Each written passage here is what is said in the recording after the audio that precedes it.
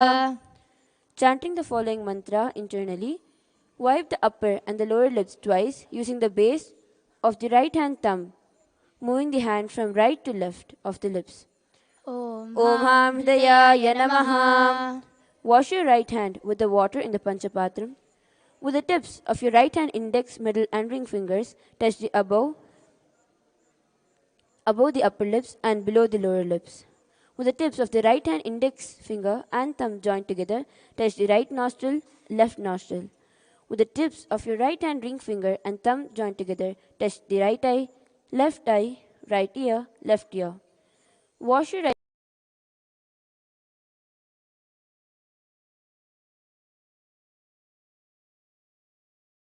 chest. With the right hand fingertips together, touch the top of the head, right shoulder, left shoulder, the heart center. Shuklam Bradaram. Now please take the akshata in your right hand, clench your hands, and tap the sides of your forehead along with the mantra. शुक्लां वरदरं विष्णुं शशिवर्णं चतुर्भुजं प्रसन्नवदनं ध्यायेत् सर्वविघ्नोपशान्तयेत्. Pranayama. Continue to keep the akshata in your right hand. Now open only the little finger, ring finger and the thumb. During the pranayama, use the thumb to close the right nostril and the ring finger and little finger to close the left nostril. Closing the right nostril, inhale slowly through the left nostril. Once you have inhaled fully, close both the nostrils and hold the breath inside as long as possible. Exhale through the right nostril alone very slowly. ओम होम ईशानमूर्धाय नमः ओम ह्रीं तत्पुरुषवक्त्राय नमः ओम हुं अघोरहृदयाय नमः ओम ह्रीं वामदेवगुह्याय नमः ओम हं सत्योजातमूर्तये नमः ओम हां हृदयाय नमः ओम ह्रीं शिरसे नमः ओम हुं शिखायै नमः ओम ह्रीं कवचाय नमः ओम हं नेत्रेभ्यो नमः ओम अस्त्राय नमः ओम होम ईशानमूर्धाय नमः ओम ह्रीं तत्पुरुषवक्त्राय नमः ओम हुं अघोरहृदयाय नमः ओम ह्रीं वामदेवगुह्याय नमः ओम हं सत्योजातमूर्तये नमः ओम हां हृदयाय नमः ओम ह्रीं शिरसे नमः ओम हुं शिखायै नमः ओम ह्रीं कवचाय नमः ओम हं नेत्रेभ्यो नमः ओम अस्त्राय नमः ओम होम ईशानमूर्धाय नमः ओम ह्रीं तत्पुरुषवक्त्राय नमः ओम हुं अघोरहृदयाय नमः ओम ह्रीं वामदेवगुह्याय नमः ओम हं सत्योजातमूर्तये नमः ओम हां हृदयाय नमः ओम ह्रीं शिरसे नमः ओम हुं शिखायै नमः ओम ह्रीं कवचाय नमः ओम हं नेत्रेभ्यो नमः ओम अस्त्राय नमः. Sankalpa. Now keeping the akshata in your left palm, close it with your right palm and keep both the hands on your right thigh. Chant the following mantra and then drop the akshata down in the north direction at the end of the mantra.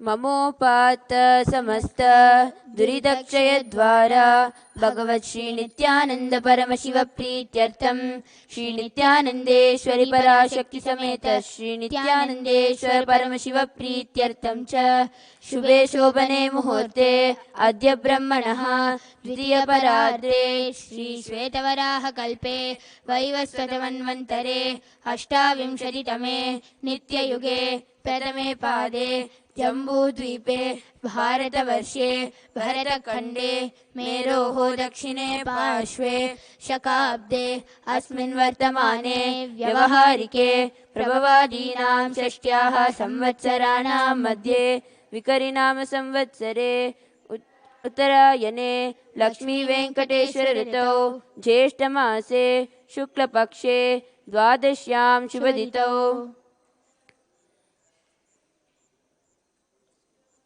शुक्रवासरयुक्तायां Swati नक्षत्रे Shivyog बलवकर्ण एवं गुणविशेषण विशिष्टायाम् अस्यां शुभदितौ श्री कैलासोन्नत द्वादशान्त श्यामला पीठारूढ़ श्री मीनाक्षी सुंदरेश्वरा भिन्न स्वरूप परशिवपुत्र रत्नकुमार गुरुमन्यतुल्यावतार श्री पार्वती स्तन्यपान लब्ध दिव्य ज्ञान विष्णुत सकल निगमागम सारभूत द्राविड वेद प्रवक्त्रे श्रीमत् परम शिव करुणा समधिगत मुक्तामय चतुरश्रया नगीयमान छत्र चामर श्री चिन्ह काहलादि समस्त विरडावल्यलंकृत ज्ञान विज्ञान चक्रवर्ती सर्वजन संग सद्यो निर्वाण दीक्षा व्याप वर्ग वर्ष विश्रानजीमूत परमतकलभकेसरी शैवसिद्धान्तस्थापनाचार्य श्रीराजाधिराज पाण्ड्य महाराज गुरु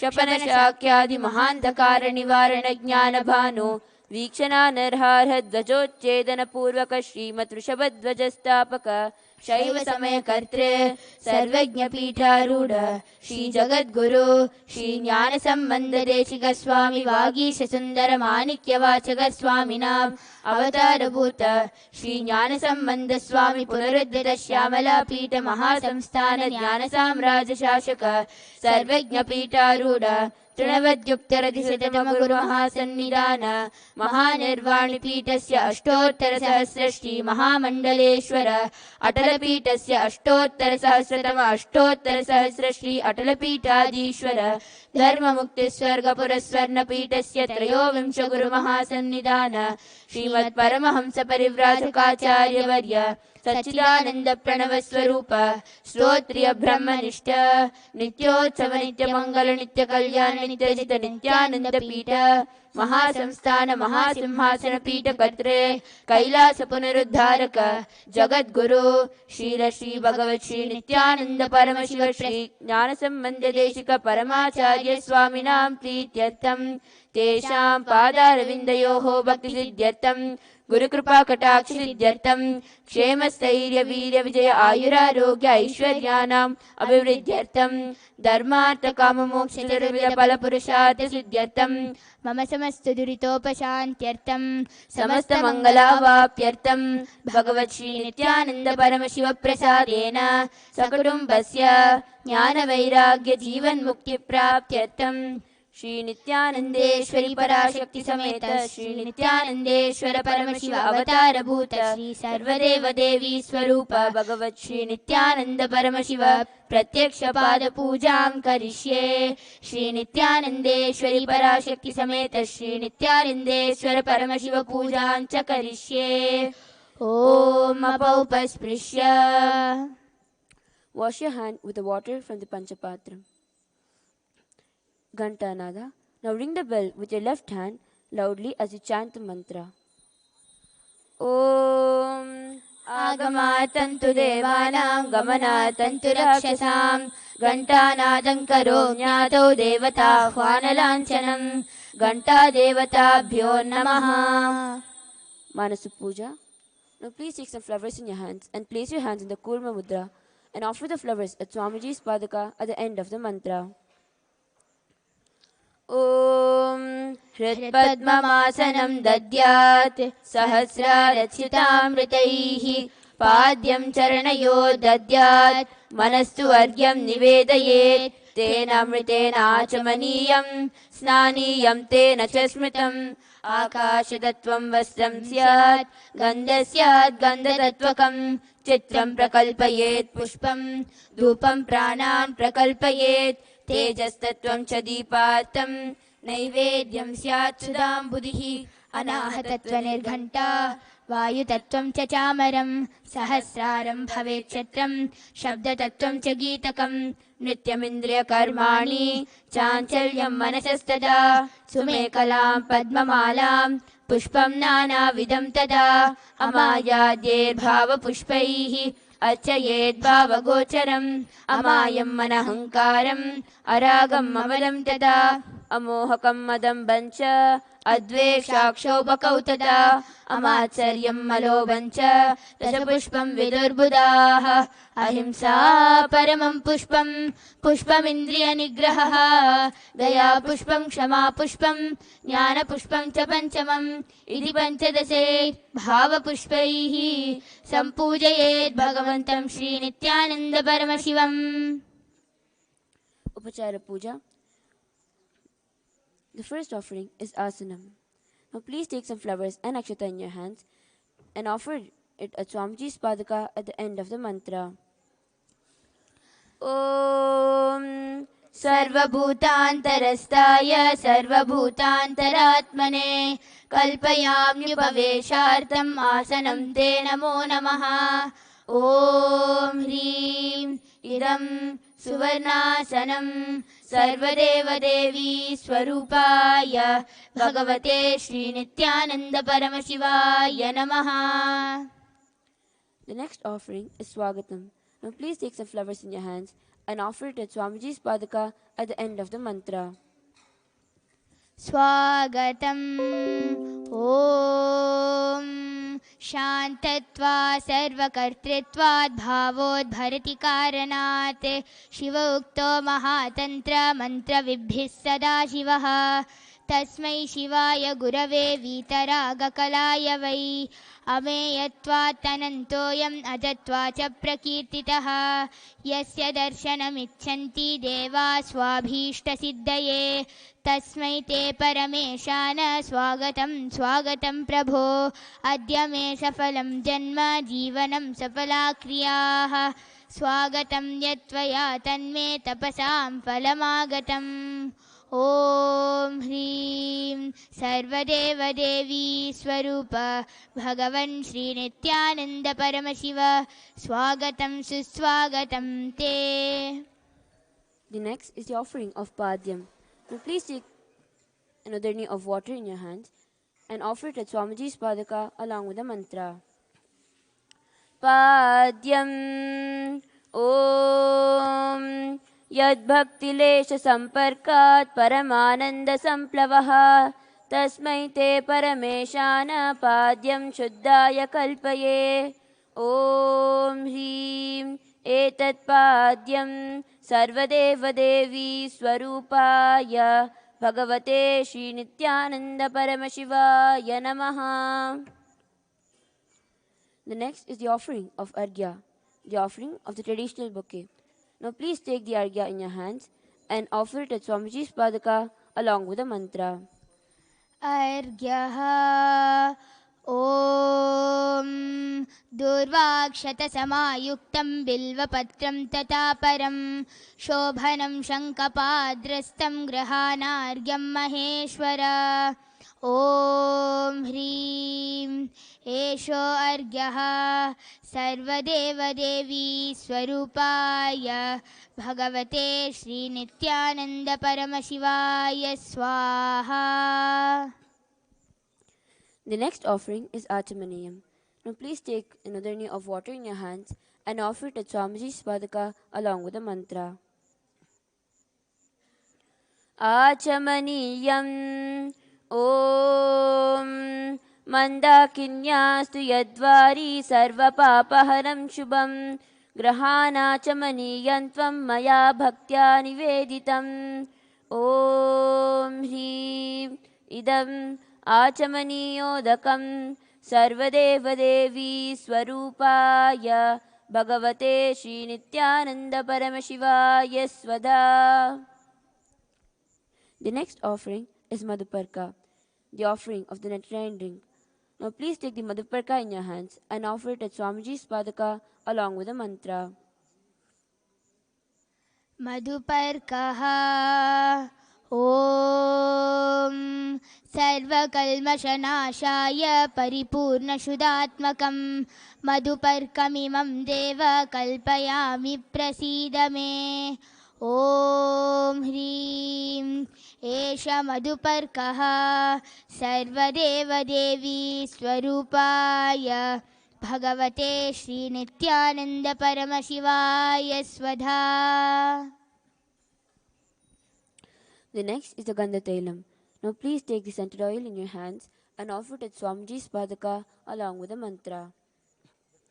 Gandhatailam Om Sneham Grahana Snehena Lokanam Hitakaraka Sarvalokeshu Shuddhastvam Dadami Snehamuttamam Om Hrim Idam Gandhatailam Sarvadeva Devi Swarupaya Bhagavate Shri Nityananda Paramashivaya Nivedayami. The next is Naniyam. Now please take another knee of water in your hands and offer it at Swamiji's Padaka along with the mantra. And please ring the bell as you do so. स्नानीयम् ॐ इदं सुशीतलं वारी स्वच्छं शुद्धं मनोहरं स्नानार्थं ते मया भक्त्या कल्पितं प्रतिगृह्यताम् ॐ ह्रीं इदं स्नानीयोदकं सर्वदेवदेवी स्वरूपाय भगवते श्रीनित्यानन्दपरमशिवाय निवेदयामि.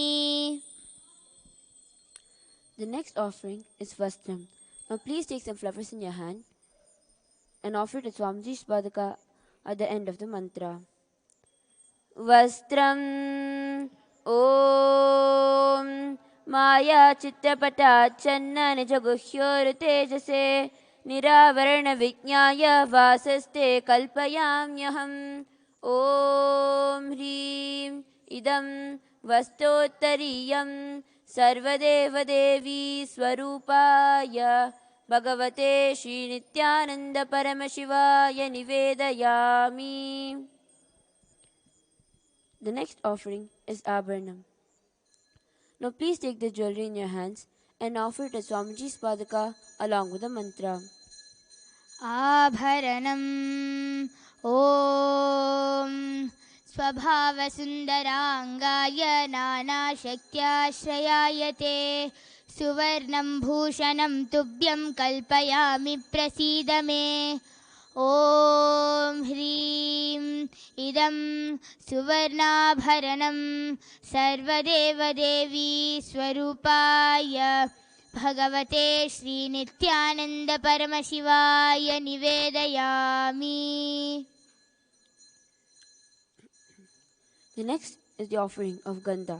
Now please take the sandalwood paste in your hands and offer it to Swamiji's Padaka along with the mantra.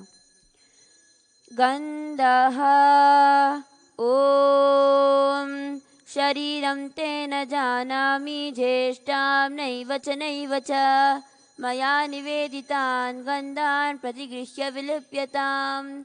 Om Hrim Esha Gandha Sarvadevadevi Swarupaya Bhagavate Shri Nityananda Paramashivaya Namaha. The next is the offering of Pushpam. Now please take some flowers made with sandalwood paste in your hands and offer it at Swamiji's Padaka along with the mantra. पुष्पम् ॐ तुरीयवनसम्पन्नं नानागुणमनोहरम् आनन्दसौरभं पुष्पं गृह्यतामिदमुत्तमम्. ॐ ह्रीं एतानि सचन्दनपुष्पाणि सर्वदेवदेवी स्वरूपाय भगवते श्रीनित्यानन्दपरमशिवाय वौषटे. The next is the offering of Bilva Patram. Now please take the Bilva leaf smeared with sandalwood paste in your hands and offer it at Swamiji's Padaka along with the mantra. Bilva Patram Om Amritodbhavam Shri Vriksham Shankarasya Sada Priyam Bilva Patram Prayaschami Pavitram Te Sureshwara.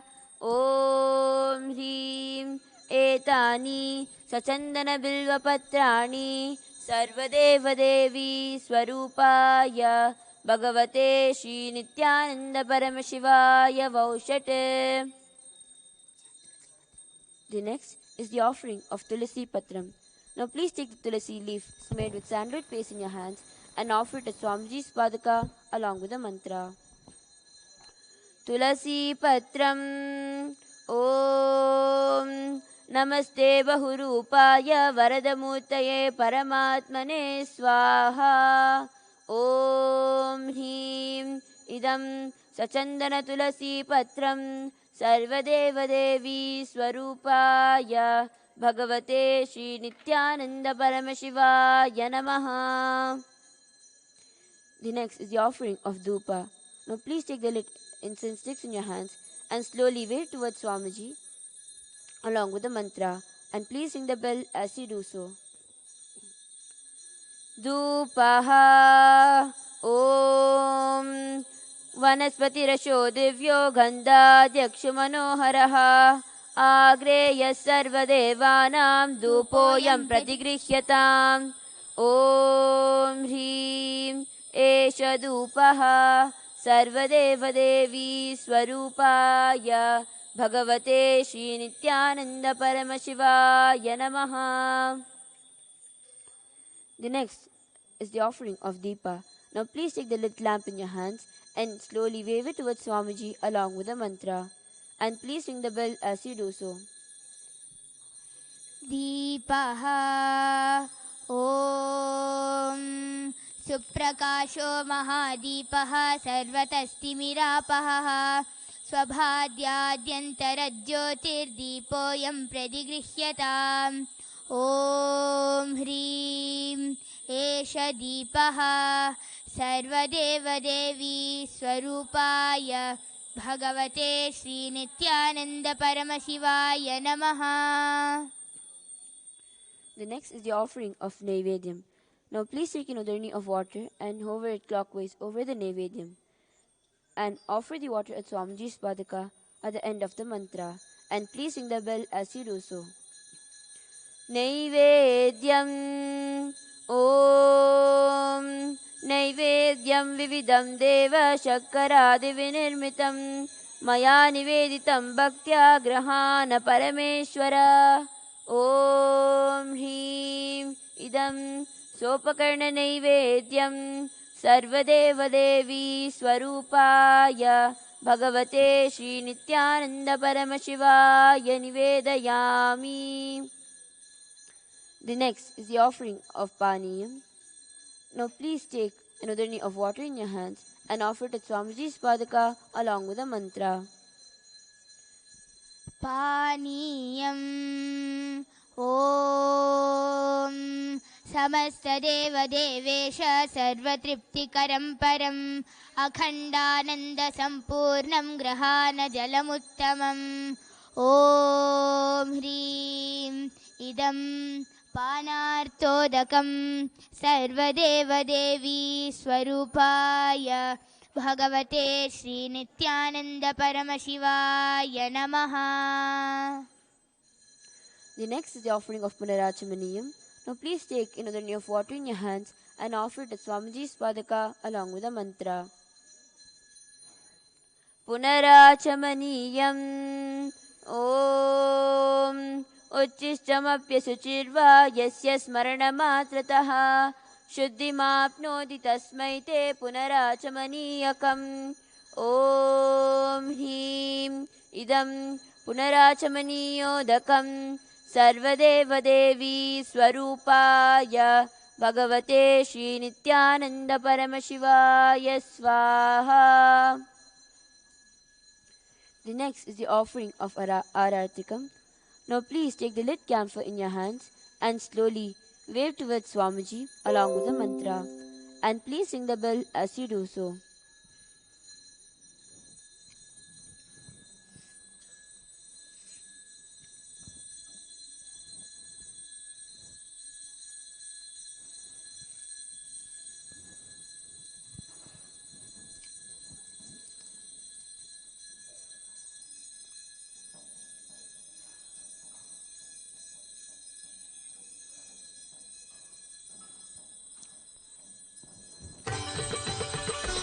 Aratrikam Om Esha Dipamala Sarvadeva Devi Swarupaya Bhagavate Shri Nityananda Paramashivaya Namaha.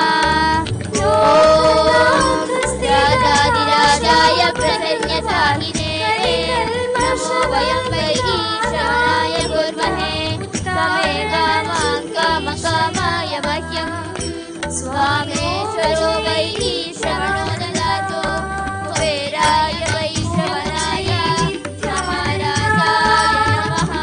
Swami Jai Gauram Karunavataram Samsarasaram